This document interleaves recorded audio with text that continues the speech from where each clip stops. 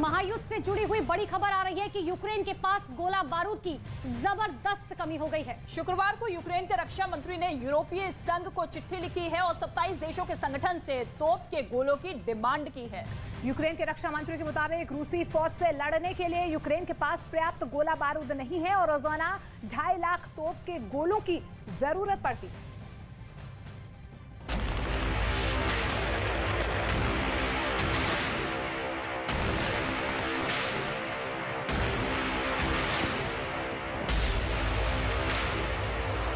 Ukraine में रूस अब एक के बाद एक ऐसे हमले कर रहा है जिसे यूक्रेन की फौज रोक पाने में कामयाब नहीं हो पा रही है।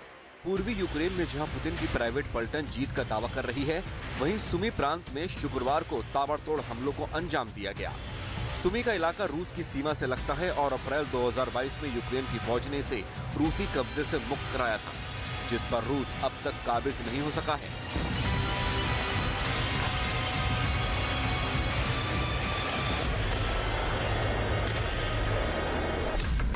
हालांकि पूर्वी यूक्रेन में जिस तरह से रूस ने ताबड़तोड़ हमला शुरू किया, वो जेलेंस्की की रणनीति को तोड़ रहा है और जेलेंस्की पश्चिमी मुल्कों से नई मदद की गुहार लगा रहे हैं। यूक्रेन ने की यूरोपियन यूनियन से मांग, रोजाना 2,50,000 तोप के गोले मांगे गए।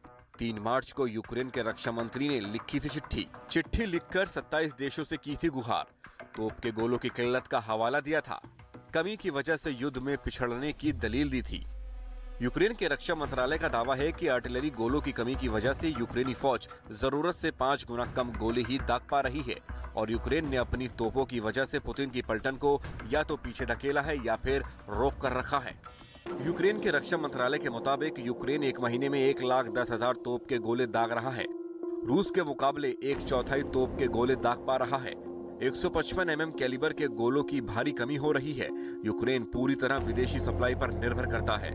गोला बारूद का स्टॉक ही 2023 में तय करेगा युद्ध की दिशा।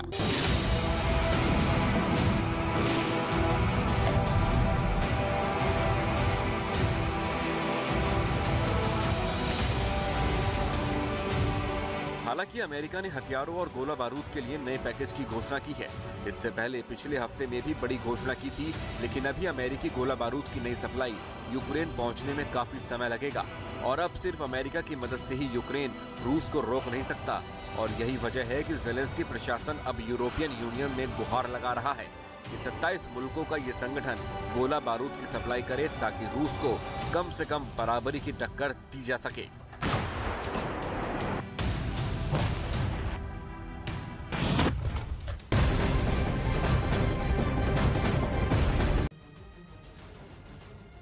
तो उमेश पाल हत्याकांड से जुड़ी हुई ये बड़ी खबर आपको बता रहे सूत्रों के हवाले से। इस वक्त इस हत्याकांड से जुड़ी हुई ये बहुत बड़ी जानकारी मिल रही है। अतीक अहमद का बेटा है असद अहमद और असद अहमद की गिरफ्तारी के लिए पुलिस और एसटीएफ ताबड़तोड़ अलग अलग जगहों पर छापेमारी कर रही है। अब खबर ये भी है कि असद अहमद सरेंडर करने की भी कोशिश कर रहा है और इसीलिए असद अहमद प्रयागराज में ही छिपा हुआ है, लेकिन पुलिस की ओर से भी लगातार कोशिश की जा रही है कि जल्द से जल्द इसे पकड़ लिया जाए।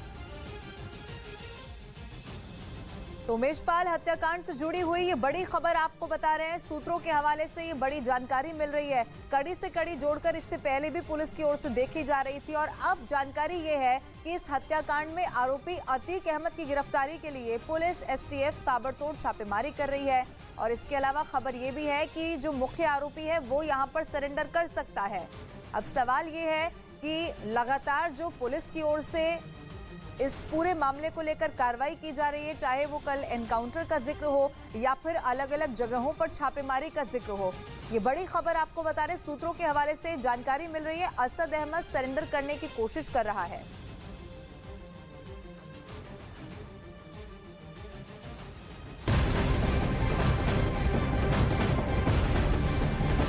और प्रयागराज से इस वक्त की एक और बड़ी खबर आपको बता दें। उमेश पाल हत्याकांड में पुलिस ने एनकाउंटर में मारे गए आरोपी अरबाज को लेकर बड़ा पर्दाफाश कर दिया है। पुलिस के मुताबिक अरबाज अतीक अहमद के बेहद करीबी ड्राइवर अफाक का बेटा था और हत्याकांड वाले दिन सफेद रंग की जिस कार का इस्तेमाल हुआ था उससे अरबाज ही चला रहा था और कार अतीक अहमद गैंग के सक्रिय सदस्य नफीज अहमद की थी। तो ये बड़ी खबर पुत्र अफाक जो कि मल्लापुर थाना पूरा मुफ्ती प्रयागराज का रहने वाला है, पहले घायल हुआ तथा इसके पास से 32 बोर की पिस्टल बरामद हुई है। इस पे आरोप है कि घटना के दिन जो क्रेटा गाड़ी इस्तेमाल हुई थी उसका यह ड्राइवर था तथा प्रयागराज में हुए उमेश पाल हत्याकांड में शामिल एक आरोपी को पुलिस ने मुठभेड़ में ढेर कर दिया।